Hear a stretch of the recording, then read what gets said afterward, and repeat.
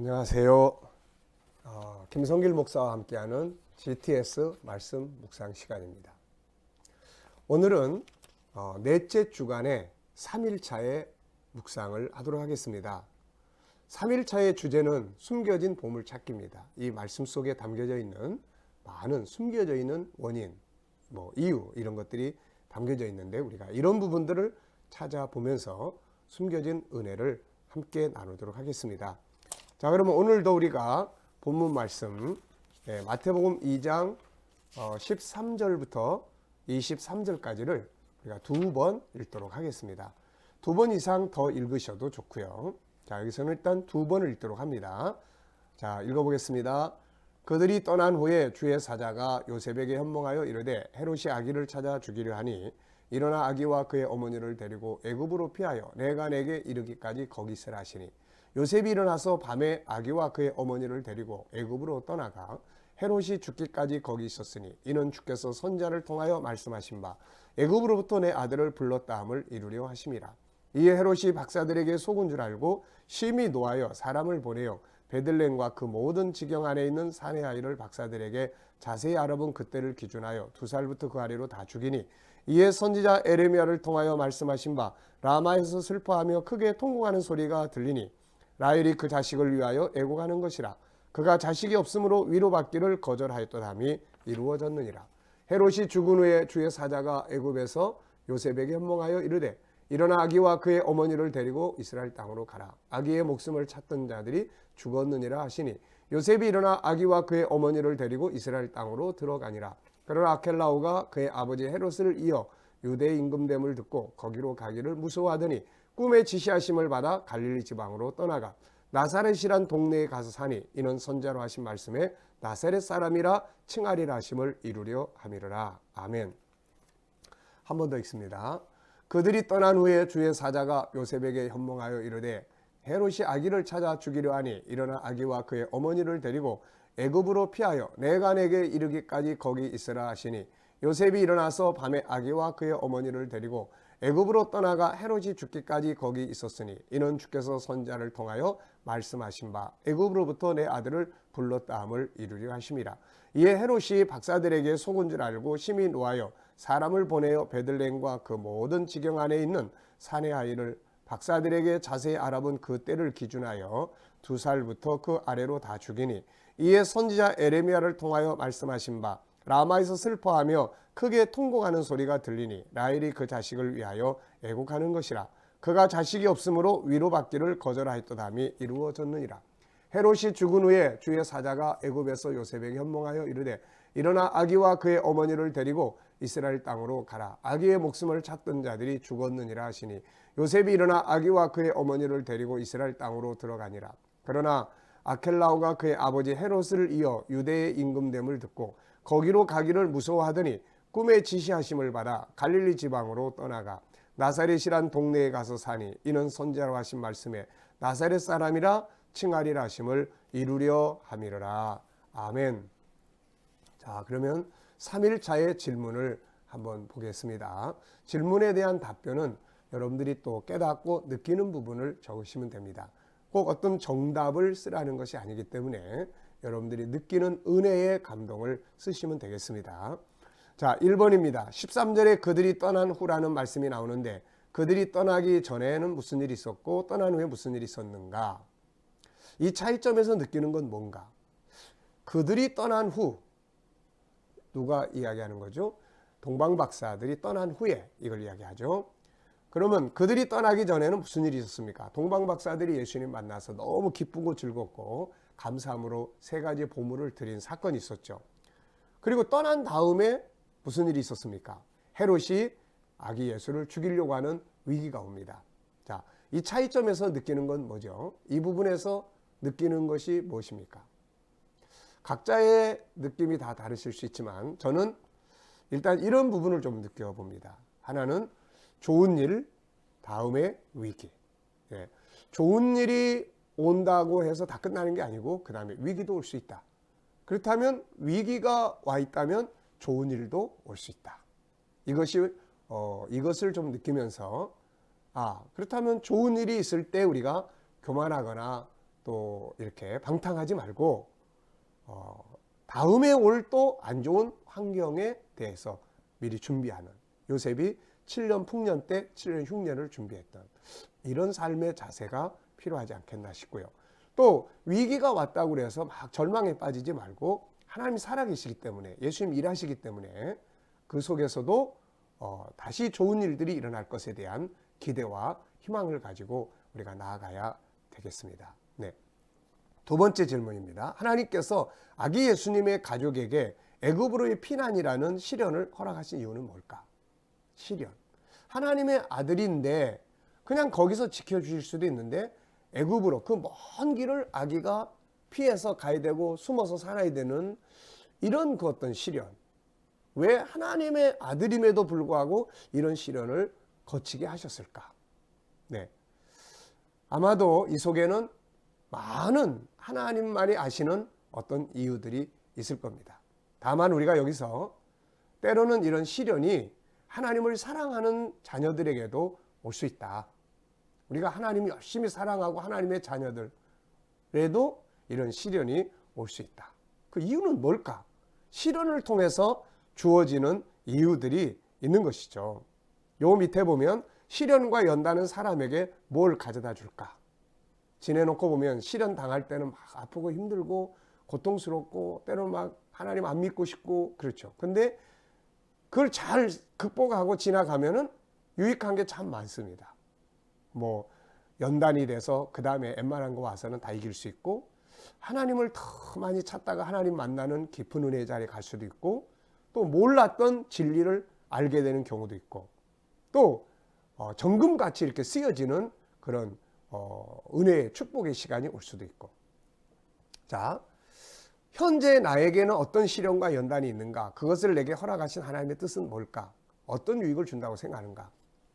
저도 시련 그러면 지금은 뭐 이렇게 은혜 중에서 평안하게 살아가고 있지만, 그러나 지난 날을 보면 가족들이 갑자기 교통사고로 세상을 떠나거나, 뭐 젊었을 때의 사업이라고 하던 것들이 막 부도가 나가지고 가족이 해체될 위기에 처했다거나, 이런 상황들을 많이 경험을 해봤습니다. 그래서 어떤 때는 막 하나님이 안 계시다, 뭐 그런 일 만나면 안 믿는 친척들이 와서 너희 집은 예수 잘 믿는데 왜 이런 일이 벌어지느냐고 물을 때 정말 할 말이 없었죠. 나도 이유를 모르죠. 그러면서 뭐 방황도 하고 때로는 예수님이 없다 그래가지고 뭐 예수 안 믿으려고도 했고 이런 시간들이 있었지만, 결국에 하나님은 그런 걸 통해서 더 깊이 들어가게 하시는 것 같아요. 그래서 더 깊은 은혜들을 경험하게 하고 단련하게 해서 다른 사람들이 고난받을 때 그 이야기를 들려줘서 유익하게도 위로를 할 수도 있도록 만들어주고, 그래서 잘 견디고 나가면 고난은 유익을 가져오고 정금같이 단련을 가져온다 하는 것을 우리가 느끼게 됩니다. 자, 세 번째, 헤롯은 왜 2살 이하의 아기들을 모두 죽이는 악한 일을 했을까? 영적으로 보면 창세기 3장 15절, 마귀가 하나님의 자녀들을 죽이려고 하는 근본적인 원인이 있고, 현실적으로 보면 헤롯은 자기의 왕권을 지키기 위해서 정말 이런 아주 무자비한 잔인한 그런 행동을 취하게 된 거죠. 우리가 어떤 세상적인 욕망에 사로잡히면 이렇게 자기를 잃어버리고 정말 이런 악한 일들을 서슴지 않고 하게 되는 것 같습니다. 그래서 우리가 정말 이런 것들을 주의하고 조심해야 될 것 같아요. 만일 헤롯이 아기들을 죽이지 않고, 이건 만약입니다, 동방 박사들처럼 아기 예수님을 찾아가서 경배했다면 어떻게 됐을까? 이건 만약입니다. 만약에 헤롯이 동방 박사들이 이야기를 듣고서는 야, 정말로 위대하신 왕이시다, 그리고 그분 앞에 엎드려 경배하고 자기 자리라도 내어줄 수 있었다면 어떤 일이 벌어졌을까? 우선 아기들이 죽지 않았겠죠. 그리고 아마 이 존경받는 왕으로서의 역할을 마칠 수 있지 않았을까? 그러나 그는 그 방향으로 가지 않고 마귀의 앞잡이 노릇을 했고 무자비한 학살을 하는 그런 나쁜 왕으로 남게 됐던 거죠. 어느 길을 선택할 것인가는 우리들이 선택해야 될 몫이라고 봅니다. 네 번째, 헤롯이 아기들을 죽일 때 그 가족들의 슬픔과 고통은 어떠했을까? 참 겪어보지 아니한 사람들이 다 알 수는 없지만 자식의 그 죽음을 보는 부모의 아픔이라는 것은 누구도 이해할 수 없는 그런 슬픔과 고통이 아닐까 싶습니다. 사랑하는 이의 죽음을 경험해 본 일이 있는가? 저는 이제 형님이 먼저 돌아가시는 거, 우리 아버지, 어머니가 또 어머니 같은 경우는 갑작스럽게 교통사고로 세상을 떠나면서 그때 뭐 아픔, 충격, 나중에는 위로하러 오신 분들의 위로가 잘 이렇게 마음에 닿지 않더라고요, 이게. 그러면서 오히려 반항심, 부딪혀봐라. 그래도 그런 소리 할 수 있냐. 이런 것들이 있었던 것 같습니다. 위로하러 오신 분들은 좋은 마음으로 왔지만 나는 위로가 되지 않는 그런 상황들이 있었던 거죠. 아픔, 슬픔, 충격, 그냥 뭐라고 형용할 수 없는 이런 일들이 있습니다. 오늘도 우리가 주변에 이런 아픔을 겪는 분들이 있다면 정말 지혜롭게 위로하고 슬픔을 함께 할 수 있어야 되겠습니다. 다섯 번째, 하나님은 헤롯의 손길에서 예수님의 가족을 어떻게 지키시고 인도하셨는가?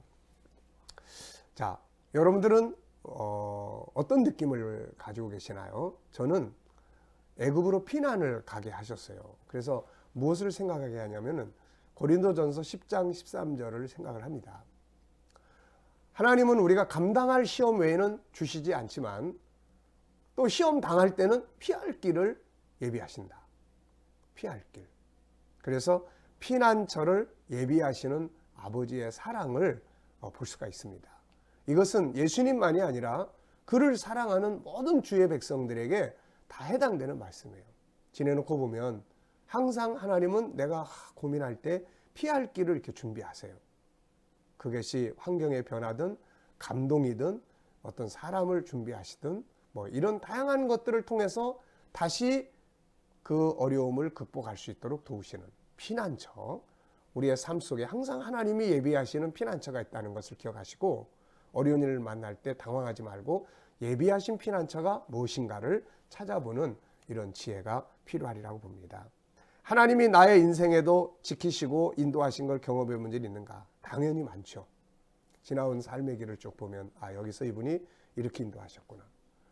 그때는 이분이 이렇게 인도하셨구나. 때로는 성령의 감동으로, 때로는 사람을 보내서, 때로는 말씀을 생각나게 하셔서, 때로는 어떤 환경의 변화를 통해서 위기 때마다 인도하시고 여기까지 달려오게 하신 것 같습니다. 그래서 하나님의 살아계심, 역사하심, 이것은 우리 가운데서도 오늘도 이루어지는 내용들이죠. 자, 헤롯이 죽은 후에 사람들은 뭐라고 이야기를 했을까? 뭐라고 이야기했을 것 같습니까? 아유, 잘 죽었다. 정말 저 나쁜 인간. 네. 아마 헤롯의 죽음을 서운해한 게 아니라 다 이렇게 환영하지 않았을까 싶습니다. 자, 우리가 세상을 떠난 이후에 사람들이 우리에게 어떤 말을 할 것 같다고 생각하십니까? 아유, 그 인간 잘 죽었어. 그런 분이 살아계셔야 되는데. 오늘의 삶이 우리가 세상 떠난 후에 그런 이야기들을 들을 수가 있게 될 겁니다. 자, 헤롯을 보면서 하나 더 묻는다면 여러분들은 어떤 말을 듣고 싶으세요? 추모하는 자리에서, 우리를 추모하는 자리에서 그분은, 아니면 보이지 않는 뒤에서 그 인간, 정말 그분. 네. 자, 그때의 삶은 오늘이 만드는 겁니다. 네. 자, 헤롯을 보면서 느끼는 건 뭔가? 좀 안타까운 사람이에요. 원래 유대인도 아니면서 유대인의 왕이 되고 나니까 그걸 지키려고 하는 권력에 대한 집착, 결국 이런 것들이 자꾸 사람들을 죽이고 또 해를 끼치는 자기 권력을 지키려고 하다 보니까, 그래서 권력욕에 매인 사람. 예수님께서 심령이 가난한 자가 복이 있다고 하셨는데 권력욕으로 꽉 차있던 그런 사람이라고 생각을 합니다. 나는 주변 사람들에게 지금 어떻게 행동을 하고 있는가? 네. 그리고 주변 사람들은 나에 대해서 뭐라고 평가를 하고 있는가? 나도 알고 저 사람도 아는 것이 하나 있고, 나는 아는데 저 사람이 모르는 게 있고, 나도 모르고 저 사람도 모르는 게 있고, 가장 큰 문제는 다 아는데 나만 모르는 게 있어요. 다 아는데 주변 사람들이 수근수근 그러는데 나만 몰라. 내 이빨에 고춧가루 껴 있는데 다른 사람 다 보고 아이고 이빨에 고춧가루 꼈는데 하는데 나만 모르고 막 웃고 말하고 그러죠. 이게 가장 무서운 겁니다. 그래서 때로는 주위 사람들의 말에 귀를 기울여 보는 거 참 중요하다고 생각합니다. 네. 자, 본문의 사건 속에서 느끼는 중요한 특징은 오늘 묵상하면서 느끼는 중요한 특징은 피난처예요. 피난처. 어떤 일을 만나도 고린도전서 10장 13절 감당할 시험 또 그리고 시험 당할 때 피할 길. 항상 보면 피할 길인데 우리 그거 못 보니까 답답해하고 한숨 쉬고 원망하고 그러죠. 이제부터는 피할 길이 무엇인가? 하나님 나를 위해서 예비하신 피할 길이 무엇인가를 찾아보는 지혜와 믿음이 우리에게 있어야 할 것입니다. 자, 오늘 본문 정리하면서 느끼는 하나님의 마음은 무엇이며 받은 은혜는 무엇인가? 참 하나님의 마음은 참 어떤 때는 좀 냉정하신 것 같아요. 막 어려운 시련 속에다 팍 집어넣으시고 그러면서 또 보호하시는 그런 아버지의 따뜻한 마음 이런 것들을 느끼게 됩니다. 자, 질문을 만들어 봤는데요. 질문 만들어 보셨죠? 질문을 만드는 능력 많이 키우셔야 됩니다. 자, 두 가지입니다. 내가 요셉의 입장이라면 난 어떻게 했을까? 천사가 이야기를 했을 때 난 어떻게 했을까? 그 다음에는 내가 헤롯의 입장이었다면 난 어떻게 행동했을까?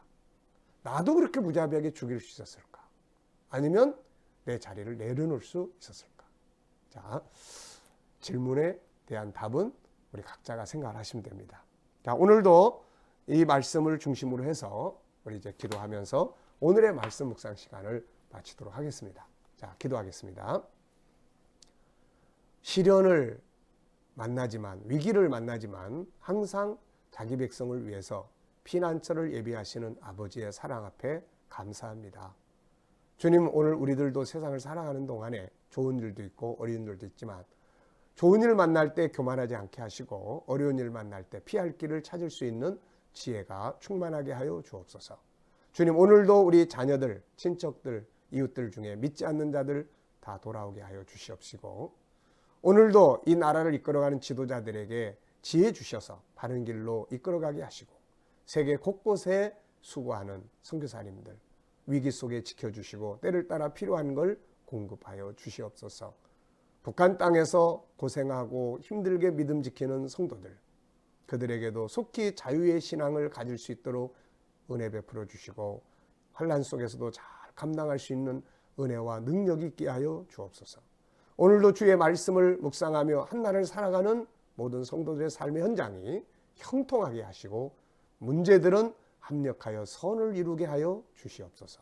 예수님의 이름으로 감사하며 기도하옵나이다. 아멘.